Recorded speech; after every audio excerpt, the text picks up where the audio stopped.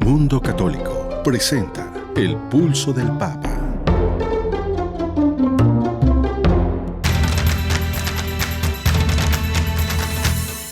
El Pulso del Papa, desde Ciudad del Vaticano. Servicios informativos de Ver y Creer. La actividad pontificia y los acontecimientos de relevancia mundial, con enlaces directos a Radio Vaticana, CENI y Vatican Information Services. El Pulso del Papa, desde Ciudad del Vaticano. Servicios informativos de Ver y Creer.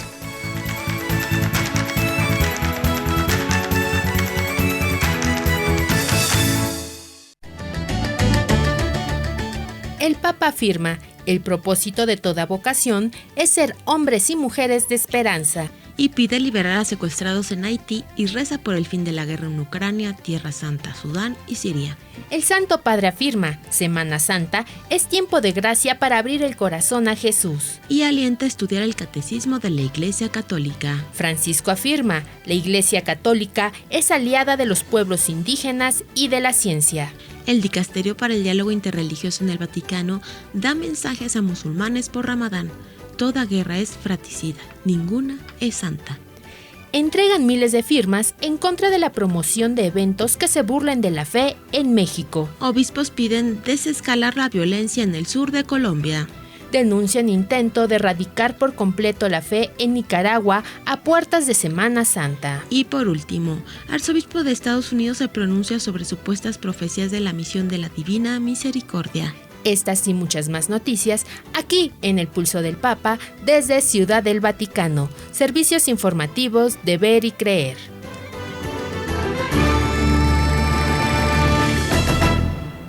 Hola querido y amable público, bienvenidos a otra emisión más del Pulso del Papa. Hoy tenemos el gusto de acompañarles en la redacción Ana Guadalupe, en los controles operativos Miguel Mejía y en las voces informativas Ana Silvestre y Marisa O'Farrill. ¿Qué te parece, Ana, si empezamos a conocer lo acontecido en la semana en Europa y Oriente Medio? Sea usted bienvenido a la información.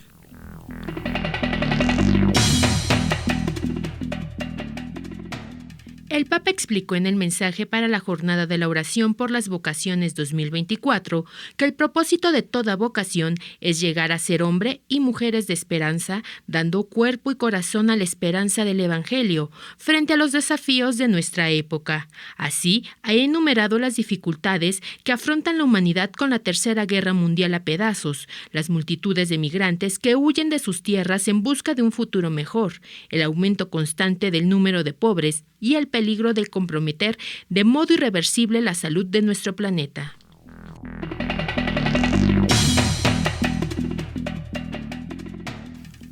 Al concluir el rezo del Ángelus el quinto domingo de Cuaresma en el Vaticano, el Papa hizo un llamado para que sean liberados todos los secuestrados en el convulsionado Haití y animó a seguir rezando por el fin de la guerra en Ucrania, Palestina, Israel, Sudán y Siria. Es sabido con alivio que en Haití han sido liberados un profesor y 4 de los 6 religiosos del Instituto Hermanos del Sagrado Corazón, secuestrados el pasado 23 de febrero. Pido que sean liberados muy pronto los otros 2 religiosos y todas las personas aún secuestradas en ese amado país probado por tanta violencia, señaló el Santo Padre.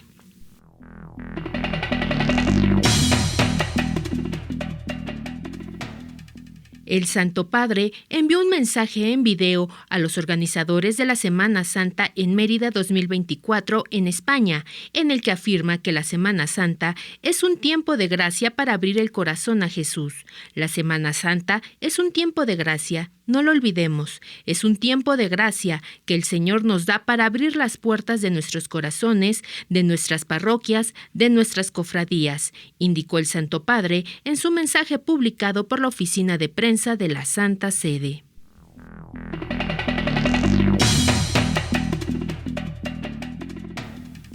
Al dirigirse a los miembros del Dicasterio para la Evangelización, el Papa Francisco los alentó a que promuevan el conocimiento y estudio del Catecismo de la Iglesia Católica, aprobado por San Juan Pablo II en 1992. Los aliento a encontrar las formas para que el catecismo de la Iglesia Católica pueda seguir siendo conocido, estudiado, valorado, para poder responder a las nuevas exigencias que se manifiestan con el pasar de las décadas, señaló el Santo Padre en su discurso, que fue leído por Monseñor Filippo Ciampanelli en el encuentro realizado en el Palacio Apostólico del Vaticano.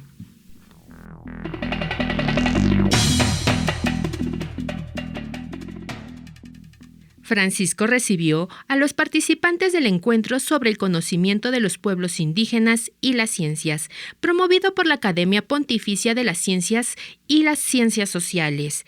El pontífice, como está siendo habitual en muchas de las audiencias y encuentros que mantiene en las últimas semanas, ha cedido la lectura al padre Pierluigi Giroli. El Santo Padre señala en su discurso que la Iglesia está con ustedes, aliada a los pueblos indígenas de sus conocimientos y aliada de la ciencia, para hacer crecer en el mundo la fraternidad y la amistad social.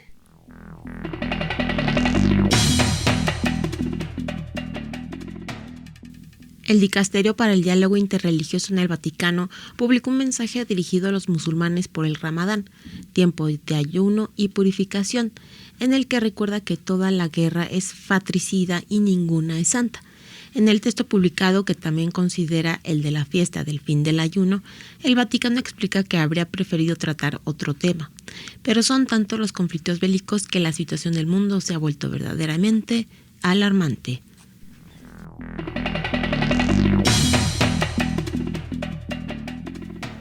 Francisco aceptó la renuncia del obispo auxiliar de Santo Domingo de República Dominicana, Monseñor Ramón Benito Ángeles Fernández, quien cumplió 75 años el pasado 17 de marzo.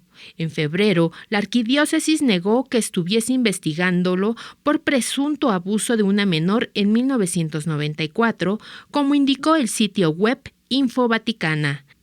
El Santo Padre ha aceptado la renuncia al cargo del auxiliar de la Arquidiócesis de Santo Domingo en República Dominicana, presentada por Monseñor Ramón Benito Ángeles Fernández, informó la oficina de prensa del Vaticano, sin dar mayores detalles sobre la decisión del Papa.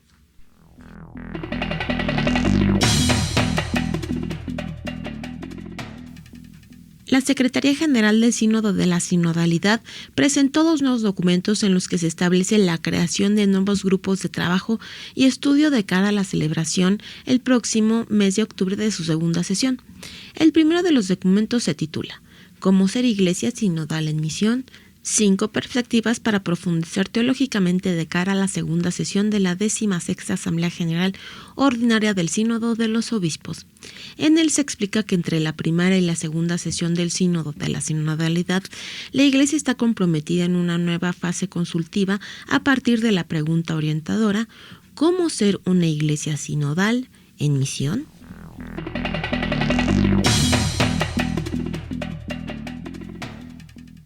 El cardenal Pier Battista Pizzaballa, patriarca latino de Jerusalén, consagró el primer obispo latino de la isla de Chipre, algo histórico, ya que el último prelado latino residente allí murió hace 340 años.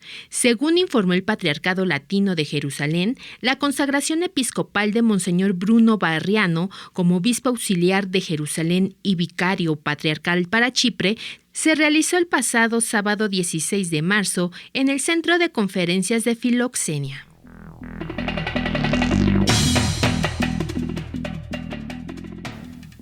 El Papa nombró a un obispo colombiano y un ex policía de Estados Unidos como secretario y secretaria adjunta, respectivamente, de la Pontificia Comisión para la Tutela de Menores. En una declaración publicada por la Oficina de Prensa de la Santa Sede, el cardenal Sean O'Malley, presidente de la Pontificia Comisión, señaló que estos nombramientos marcan un importante paso adicional en hacer de nuestra Iglesia un lugar aún más seguro para los niños y las personas vulnerables.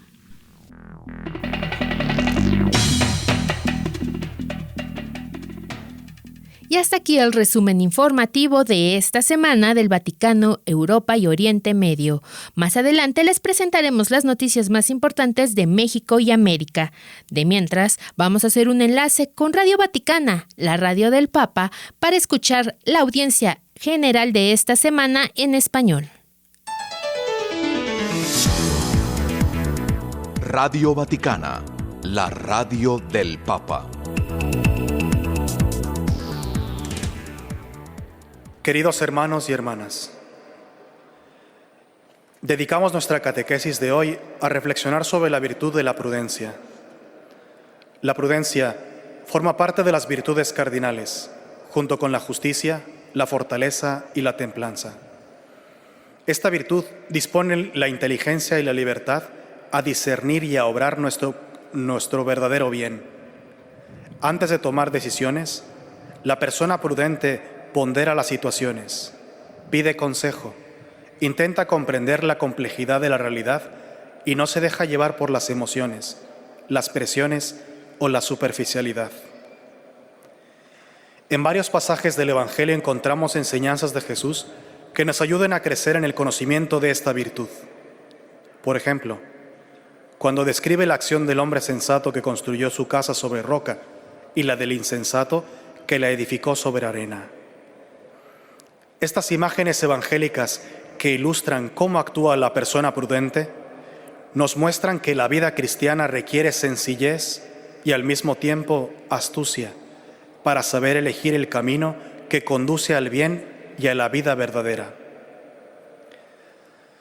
Saludo cordialmente a los peregrinos de lengua española. Pidamos al Señor que nos ayude a crecer en la virtud de la prudencia para que, en medio de las tormentas y los vientos que pueden sacudir nuestra vida, permanezcamos cimentados en Cristo, la piedra angular. Que Jesús los bendiga y que la Virgen Santa los cuide. Muchas gracias. Radio Vaticana, la radio del Papa.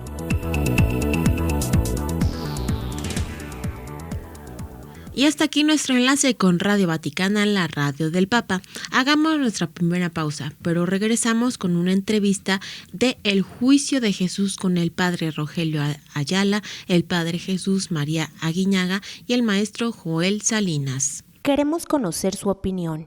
Contáctenos en nuestro correo electrónico elpulsodelpapa@vericreer.com. Continuamos con más del Pulso del Papa desde Ciudad del Vaticano. Ahora Roberto Farril, el padre Rogelio Ayala, el padre Jesús María Aguiñaga y el maestro Joel Salinas nos hablarán cómo fue el juicio a Jesús. Bienvenido, maestro Salinas. Gracias, Roberto. Gracias. Un gusto estar aquí. Usted es el director de la Escuela de Derecho. El director de la Escuela de Derecho. Civil, ¿sí? De Derecho Civil. De la Universidad Pontificia de México. Así es. Porque la Universidad Pontificia de México cuenta con Facultad de Derecho Canónico y con Escuela de Derecho. Así es. Somos la parte laica de la Universidad Pontificia de México. Ajá. Salen egresados ahí abogados. Abogados preparados para el ejercicio de la ciencia jurídica y ni más ni menos que abrevando de los conocimientos de la Universidad Pontificia de México. Gracias. Recibo con afecto, me da gusto presentarle al padre Rogelio Ayala Partida de la diócesis de Tepic, pero profesor de la Universidad Pontificia de México desde hace muchos años. Él cuenta con un doctorado en Derecho Canónico. Así es. Por la Universidad Católica de América, con sede en Washington. Así es. Y además Derecho Romano. Es la clase que imparto Derecho Romano. Filosofía del Derecho. Filosofía del Derecho. También soy licenciado en Filosofía también. En la Universidad Pontificia de México. En una universidad de Guanajuato. Ajá. Un colegio de estudios superiores de Guanajuato. Pero usted da clases en la Pontificia. Yo doy clases en la Pontificia desde hace ya casi 10 años. Sí. Bienvenido, padre Rogelio. Muchas gracias, don Roberto. Y recibo también con afecto al padre Aguiñaga, con su doctorado en patrología, ciencias patrísticas. Teología y ciencias patrísticas. Por el Instituto Agustinianum. Instituto Patrístico Agustinianum de Roma. No más. Y decano de la Facultad de Ciencias Humanidades de la Universidad Pontificia de México. Y profesor en la misma universidad. Profesor a tiempo completo. No más. 2 juicios, ¿se les puede llamar juicios? Sí. Desde el punto de vista del derecho romano, tendríamos que mencionar que son 2 juicios, desde el ámbito religioso y desde el ámbito civil. Hagamos un poco de contexto. En la época del derecho romano, estamos en la época del Principado, en lo que conocemos como el siglo imperial. Se llevaban los juicios en dos sentidos, unos intraurben y otros extraurben. ¿Qué significa esto? Los juicios intraurben se llevaban a cabo en Roma, en la ciudad de Roma, a una distancia no mayor de 1,5 kilómetros. Los juicios extraurben se llevaban en las provincias del imperio. Y en los juicios intraurben se juzgaba a los ciudadanos romanos. En los juicios extraurben se juzgaba a los habitantes de las provincias del Imperio Romano. Usted, padre Rogelio, que da clases de derecho romano, ¿es cierto que en México nos rige el derecho romano? Bueno, lo que pasa es que la ciencia jurídica en general tiene sus raíces en el derecho romano, de tal manera que si nosotros nos asomamos un poco a la historia de Roma, vamos a ver que este pueblo desarrolló un sentido muy peculiar y muy fino hacia el derecho, del mismo modo que los griegos lo desarrollaron para la filosofía. De tal manera que, siendo que el derecho romano se desarrolló y se aplicó por tantos siglos, más de 1 milenio podemos decir, entonces tuvo influencia en todas las legislaciones de Europa. Entonces, al nosotros recibir de España pues la civilización que tenemos, que es una civilización europea y mestiza también, pues también recibimos la tradición jurídica de Roma. Entonces, en la constitución política actual que nos rige, hay ciertamente muchos elementos, muchísimos, que encuentran su inspiración en el derecho romano. Esto como mexicanos nos ayuda a entender un poco el proceso a Jesús, el proceso romano a Jesús. Sí, por supuesto, porque digamos, hay elementos muy claros que el derecho romano tutelaba con mucha claridad, como es el derecho de defensa, por ejemplo. Ajá. No es, como lo dijo uno de los cónsules, no es costumbre romana condenar a nadie sin carearlo con sus enemigos, por ejemplo. Pero, ¿dónde está esa defensa? ¿Dónde está el abogado? Pues ahí no lo hubo. ¿Por qué? ¿Es violación al derecho? Yo diría que sí. ¿El derecho judaico contemplaba una defensa? ¿O solo el derecho romano? Dentro del derecho judaico había dos figuras de defensa. Se conocía como el Mishra, que era el juicio en el que sí se tenía un acusador, un acusado y un juez. El otro juicio, otro tipo de juicio llamado Sikh, en ese juicio había una conciliación entre las partes, y dentro de esa conciliación había un acuerdo de paz, de ya no seguir con el litigio. Eso hacía que un juicio fuese un juicio. Así es. Entonces, si en Jesús no hay abogado, ni hay esa parte conciliatoria, ¿se le puede llamar juicio? Pues es una forma de llamarle a este evento por la misma legislación que nosotros utilizamos a lo largo del tiempo, pero no están los condicionantes. Aunque también habría que tomar en cuenta, creo yo, en lo primero que decía el maestro Joel, el tipo de provincias que había en el Imperio Romano. Había provincias pacate, en latín, y provincias no pacate. Es decir, es diferente el nombre que recibe la persona donde hay una provincia donde había paz, una provincia donde había guerra, y luego había, llamémosle procurador, aunque hay otros términos. Esto para hacer más digerible el lenguaje. Es diferente también aquella provincia que depende del Senado y aquella que depende directamente del emperador. De tal manera que el juicio no se podía hacer en cualquier tiempo.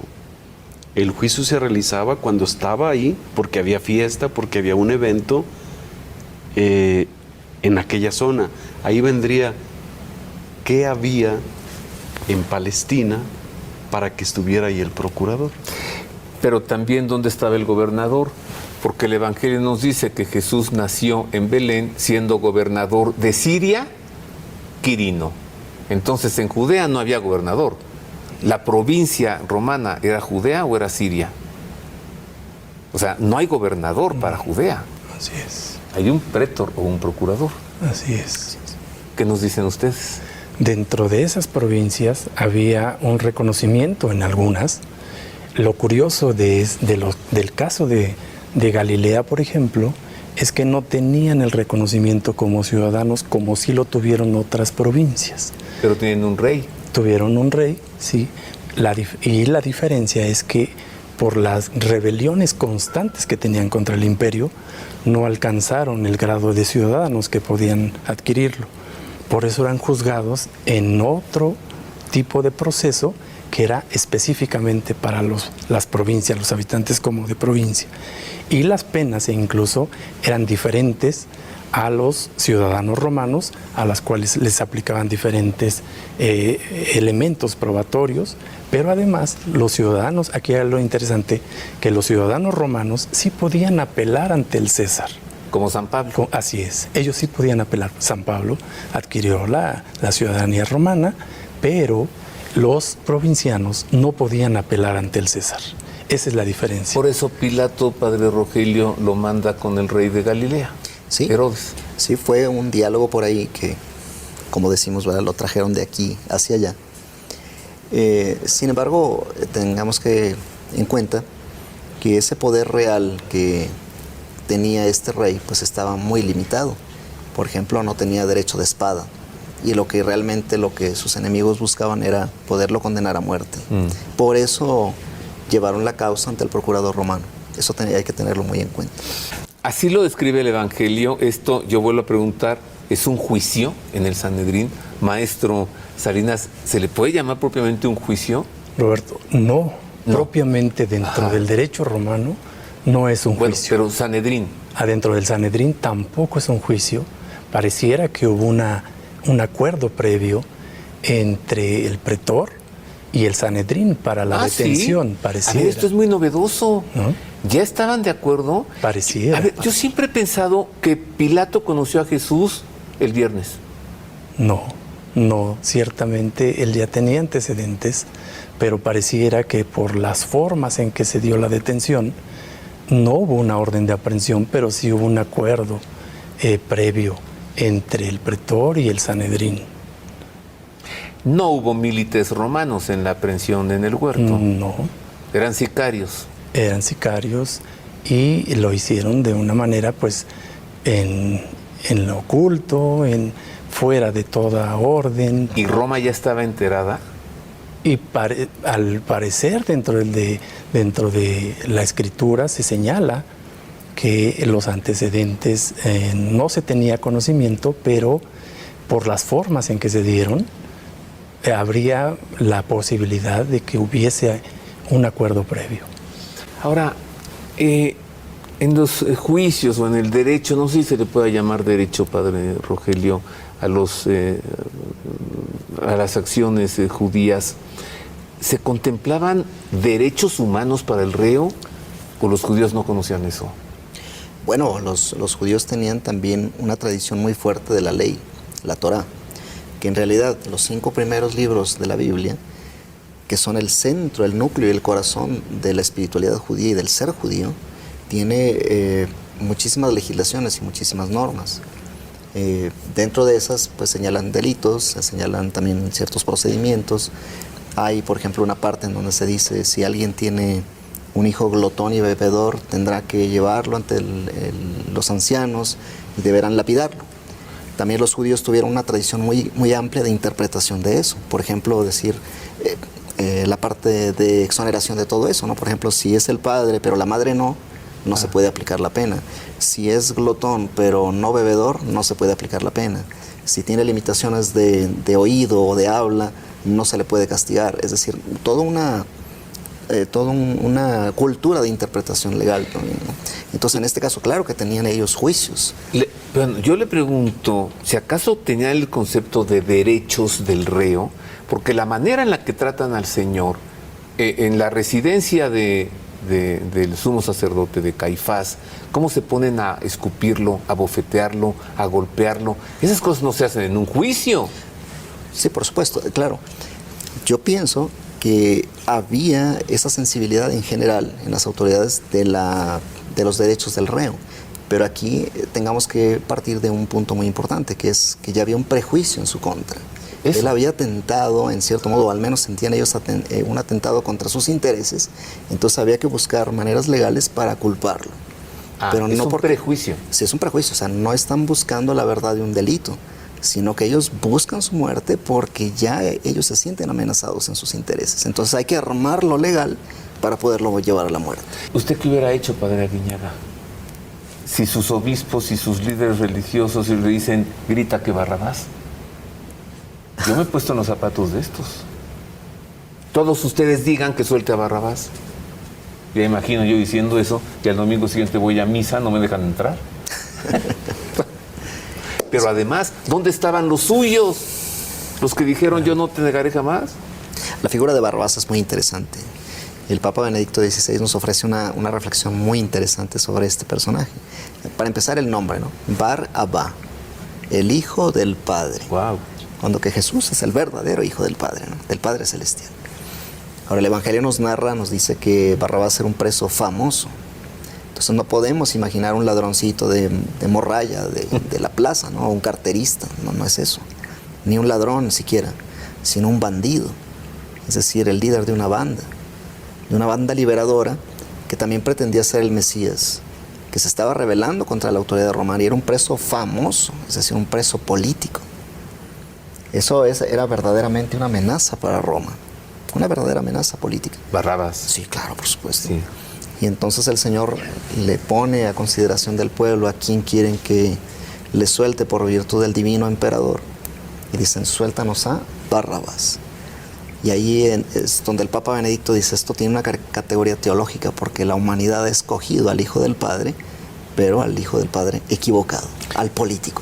Y no dice ahí el Papa Benedicto, si la elección se presentara hoy, ¿volvería a salir mal librado? Porque optaríamos hoy también por ese mesianismo. Ese mesianismo falso. Pensamos que es más material, ¿no?, que espiritual. Maestro Salinas, ¿por qué si lo muestra flagelado, descarnado, desangrado al pueblo, como diciendo, he cumplido con mi tarea, después lo crucifica? Y, sobre todo, evidentemente va a morir. Digo, de esa no se salva, ¿no?, de esa flagelación brutal. ¿Por qué entonces insisten y piden ahora una muerte en cruz? Si ya se va a morir. Ciertamente ya las condiciones del Señor estaban ya mermadas, y por la presión de la misma masa, de la presión del Sanedrín, de queremos su muerte. ¿Pero por qué en cruz? Porque era la más Porque vergonzosa. era la más vergonzosa, la más humillante. Y hay que acabar con él, Era y con lo más todo. humillante. Pero no solo eso. ¿Exhibirlo? Porque después de esto, también el texto bíblico menciona, él dijo que iba a resucitar, entonces van a armar todo un complot y hay que sigilar la tumba. Hay que acabar con él. Ese ya será tema del próximo domingo, la resurrección. Pero la intención era exterminarlo. Hay otro dato que no podemos ignorar, porque estamos partiendo de la Sagrada Escritura. Y posiblemente en ese diálogo con quien no comparte la fe con nosotros, podría decir, se lo inventaron, quién lo escribió, la historia de la redacción. Sí, pero tenemos datos no bíblicos que nos hablan de este hecho. Historicidad. Claro, es un hecho histórico. Este programa se nos ha ido, pero no como agua, como aire, y tengo 2 minutos. Aprovechémoslo en una conclusión cada uno de ustedes. Comenzamos por el abogado, ¿no?, el derecho civil. Claro. Maestro Salinas. Me parece que temporalmente y contextualmente el juicio estuvo plagado de aún y cuando estaba en la estructura de cómo se llevaban los juicios, estuvo plagado de faltas graves, de no seguirlo como debía haber sido, y definitivamente fue un contrasentido al derecho romano como se establecía. Anacrónicamente, lo que podríamos hoy decir, pues fue un juicio sumario, en pocas palabras. ¿Y qué nos dice el patrólogo, padre Aguiñaga? ¿Qué concluye? Yo no iría con el juicio, más bien un mensaje. Si Dios no se hubiera encarnado, el hombre no podría haber accedido a Dios. Y si Jesucristo no fuera Dios, es un personaje que no nos puede salvar. Es el Hijo de Dios hecho hombre. Gracias, padre Aguiñaga. ¿Y qué nos dice el profesor de Derecho Romano y el canonista, padre Rogelio Gracias. Ayala? Una hermosa continuidad entre Isaías y cómo describe la pasión de Cristo y cómo se cumple en la plenitud de los tiempos la palabra profética. Pero este siervo de Yahvé será la salvación para su pueblo. Cargó sobre sí los crímenes de ellos. Fue contado entre los malhechores, pero su nombre será memorable. Y así es.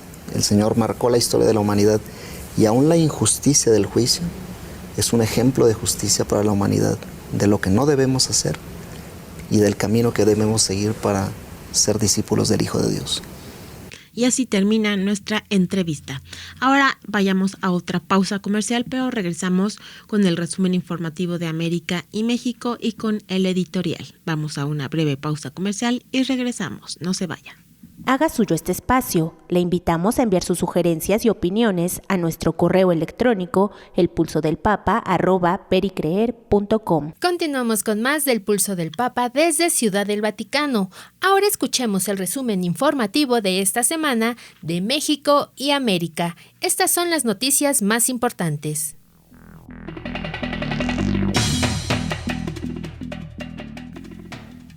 Luego de la presentación de una obra teatral en México que ha causado controversia al mostrar a la Santísima Virgen María con clara intención de burla, miles de firmas fueron entregadas a las autoridades en rechazo a la promoción de eventos que se burlan de la fe católica. La obra se llama La Mamá, Cabaret, y fue anunciada y presentada el 9 de marzo en el Centro Cultural Tijuana. Aunque la publicidad del evento sugería abordar temas políticos en contra del machismo, la imagen de una persona caracterizada como la Virgen María en la portada generó gran consternación.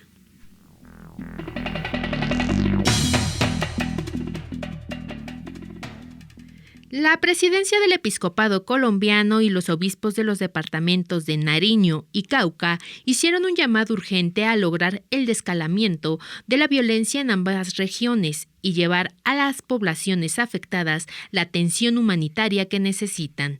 El llamado fue expresado a través de un comunicado firmado por los obispos de ambos departamentos, ubicados en la costa sur del Pacífico colombiano, y por los miembros de la presidencia de la Conferencia Episcopal Colombiana.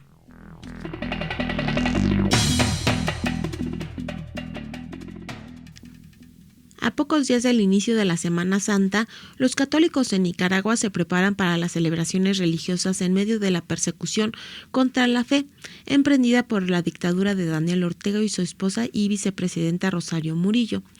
Para Marta Patricia Molina, abogada e investigadora nicaragüense, el régimen quiere erradicar por completo la fe del pueblo católico para así desaparecer a la Iglesia. Marta Patricia Molina es autora del informe Nicaragua, una iglesia perseguida. En su cuarta entrega documentó 667 ataques y agresiones dirigidos hacia la Iglesia Católica en Nicaragua desde abril de 2018 hasta agosto de 2023.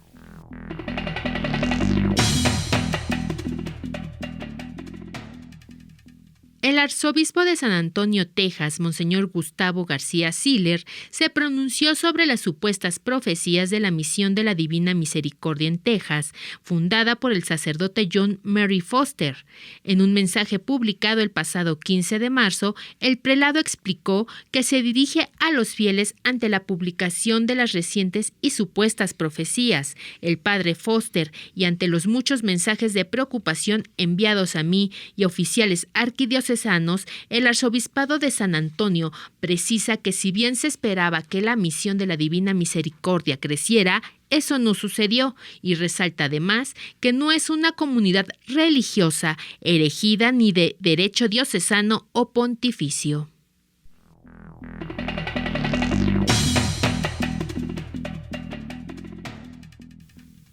El Congreso del Perú aprobó una amplia mayoría el proyecto de ley que establece la obligación del Estado de garantizar la protección del embarazo, de la madre gestante, del niño por nacer y de su entorno familiar.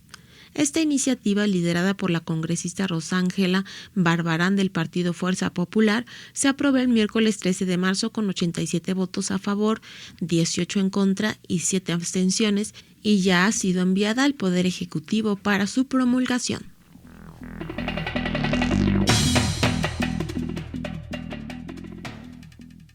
Los obispos de Estados Unidos están convocando a una campaña de oración a nivel nacional antes de la audiencia de la Suprema Corte de Estados Unidos, que la próxima semana podría afectar la disponibilidad de la píldora abortiva.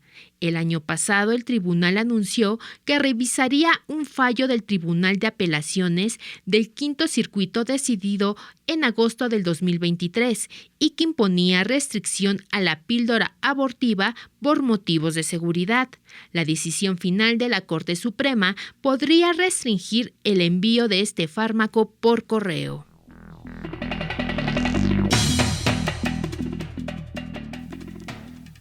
Los obispos venezolanos hicieron un llamado a que los órganos del Estado trabajen para garantizar una participación equitativa, tanto de electores como de candidatos, en las próximas elecciones presidenciales convocadas para el 28 de julio de este año. Aún no se define quién será el candidato que le hará frente a Nicolás Maduro en los comicios de julio. María Corina Machado, principal dirigente de la oposición venezolana, fue inhabilitada por el Consejo Nacional Electoral para ejercer cargos públicos, aunque el pasado 17 de marzo expresó su intención de no retirarse de las elecciones.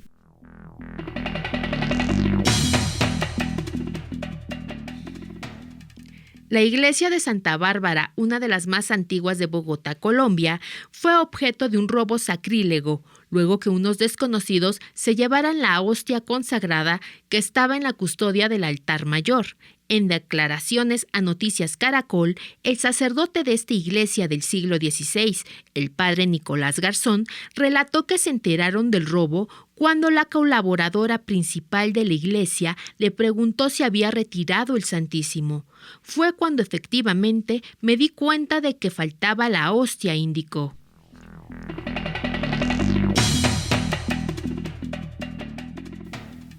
El laico Osvaldo Gallardo y el sacerdote católico Alberto Reyes han narrado la difícil situación que enfrentan sus compatriotas en distintas ciudades de Cuba, cortes de energía prolongados y escasez de alimentos, lo que desencadenó protestas el 17 de marzo. En Cuba ha habido apagones durante toda la historia de la Revolución cubana, porque el sistema nunca ha tenido un desarrollo económico sostenido que haya posibilitado una red eléctrica idónea. Agregó que al problema se le suma la hambruna, al no haber insumos para distribuir a la población, declaró el activista Osvaldo Gallardo.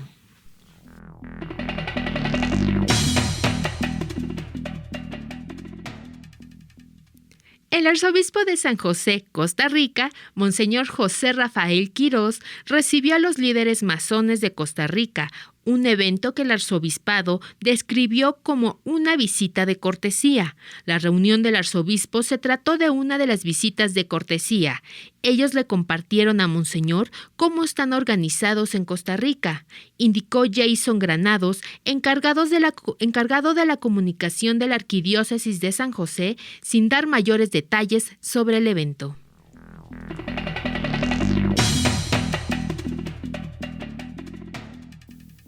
Y hasta aquí el resumen informativo de América y México. Y hasta aquí terminan las noticias. Usted ha quedado debidamente informado. Ahora escuchemos el editorial de esta semana, que hoy tiene como título El fin de los tiempos. Comenzó y terminó el tiempo de la creación, a su vez el tiempo de los reyes, el tiempo de los jueces y el de los profetas. Con la natividad del Señor, en la noche de Navidad, inició la plenitud de los tiempos o tiempo de la plenitud. Tras su bautismo comenzó el tiempo del Mesías, que concluyó con su ascensión al cielo, y con la venida del Espíritu Santo en Pentecostés inició el tiempo de las naciones, también llamado de los gentiles y de la Iglesia. En la actualidad nos encontramos en dos tiempos simultáneos, el tiempo de la plenitud y el tiempo de las naciones.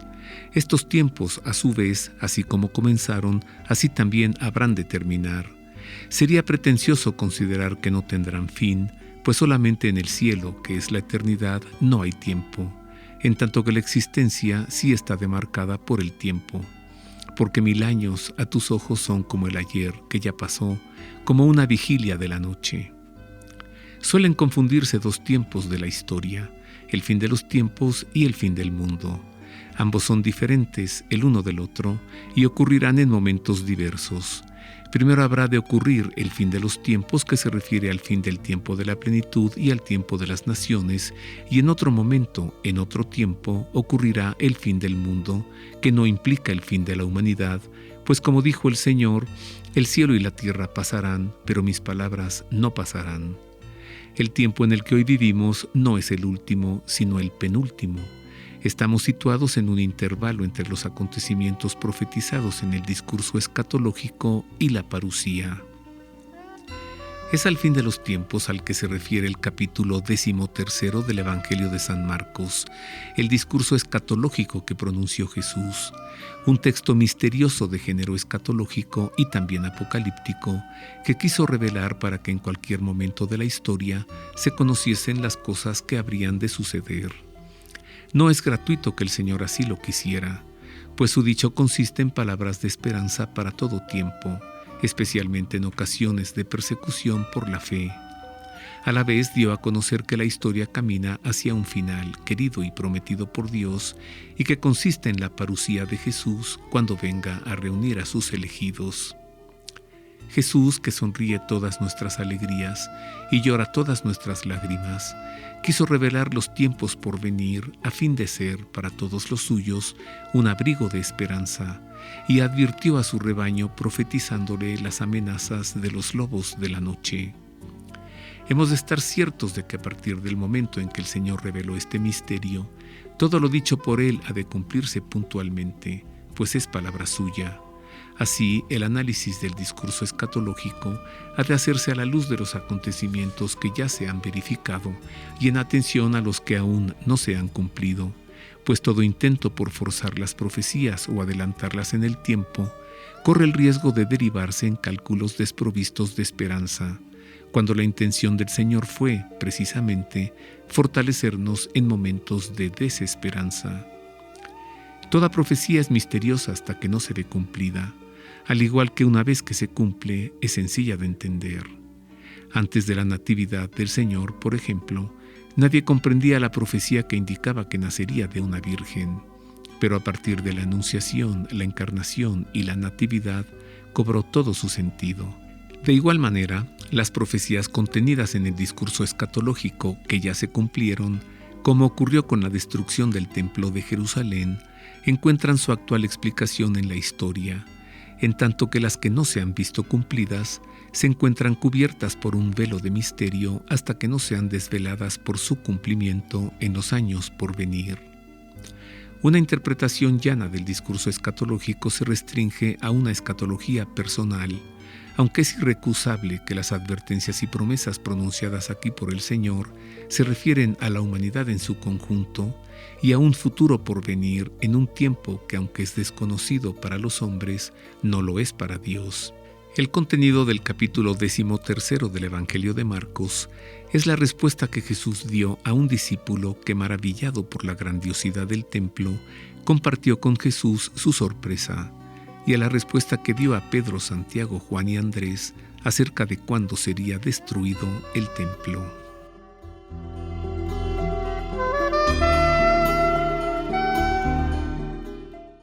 Muchas gracias, Roberto, por habernos presentado tu editorial de esta semana, El fin de los tiempos. Le recuerdo que si lo quiere leer, lo puede hacer a través de la página de internet www.vericreer.com. Y hasta aquí termina nuestro programa. Muchas gracias por habernos escuchado en otra emisión más del Pulso del Papa. En los controles estuvo Miguel Ángel Mejía y en las voces informativas Marisa O'Farrill y Ana Guadalupe Silvestre, quienes juntos le deseamos que tenga una feliz Semana Santa y le dejamos lo mejor que le podemos dejar, la bendición del Santo Padre. Hasta luego. Dominus vobiscum. Et cum spiritu tuo. Sit nomen Domini benedictum. Et hoc nunc et usque in saeculum. Aiutorium nostrum in nomine Domini. Qui fecit caelum et terram. Benedicat vos omnipotens Deus, Pater et Filius et Spiritus Sanctus. Amén.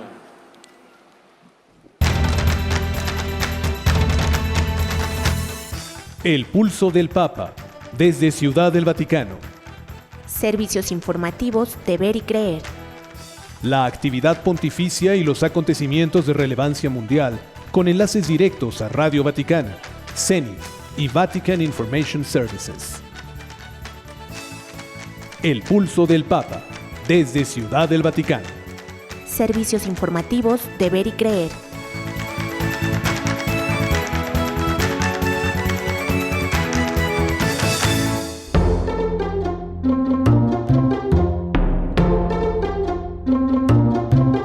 Mundo Católico presenta El Pulso del Papa.